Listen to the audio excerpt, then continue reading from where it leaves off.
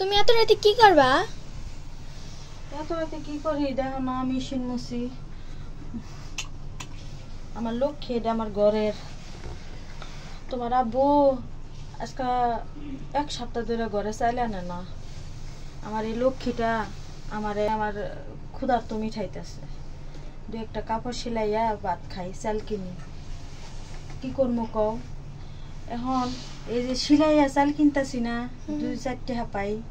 এটা এক আপুর দোয়া। আপু আমারে দোয়া করে দিছে, যা তারা দোয়া করে দিলাম, তুই কাপড় সিলাই খা। আল্লাহ আপুর দোয়াটা আপনি কবুল করে দিন। ভালোই দোয়া করছে। আল্লাহর দরবারে লাখ লাখ শুকরিয়া। আপু আপনার জন্য দোয়া রইলো। আর বেশি বেশি দোয়া করবেন যাতে আমি কাপড় সিলাই 2টা ভাত খাইতে পারি, বুঝছেন? ভালো থাকবেন। হ্যাঁ, আর আমার ভিডিও মাঝে মধ্যে একটু চুপি চুপি করে দেখেন। বুঝেন না কে, 2 একটা সিসি ক্যামেরা আশেপাশে না থাকলে কেমন জানি লাগে, আমার ভালো লাগে না।